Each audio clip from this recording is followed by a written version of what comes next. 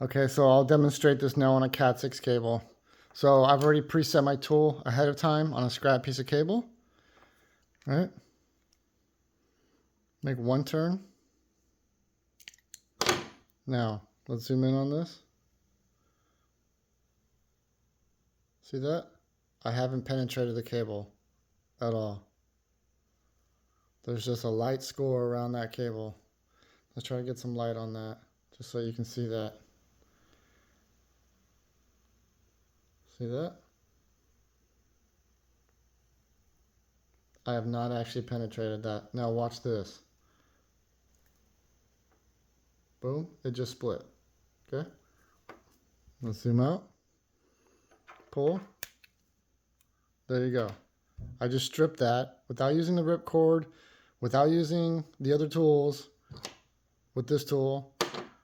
I know 100% that I have not cut into those conductors at all, because a 24 gauge wire, okay, is very thin. And I will say that in the field, most of the time, for most jobs, having the way they do it with these tools, right, is not going to affect the outcome. It's still going to work, but when you start getting into high performance networks, like 5 gigabits per second, 10 gigabits per second, it's kind of like a Ferrari engine, right? You want to make 1,000 horsepower? That engine has to be precise in every way, shape, and form. All tolerance of that engine have to be correct and precise. So as you get higher up and you're doing faster networks, these little details make a difference. One little nick in that small wire, okay? One little nick in that small wire, okay? Your network will still work, but it won't pass the certifier test. And it will slow the network down, right? So that becomes imperative. Let me show you this tool. Okay, it's on the UTP setting, by the way. It's not on the RG6 setting, right? Let me just cut that off.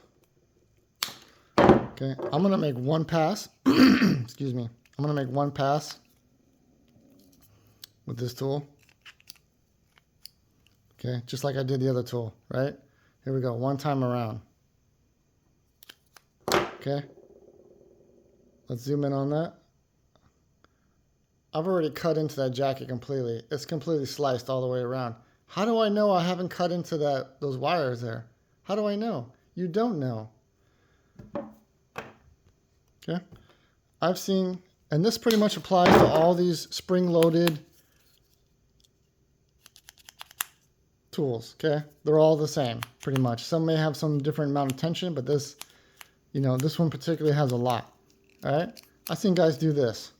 Like this, I'm gonna go like this, Like, how do you know whether you've cut into those wires or not? You don't. So that's why,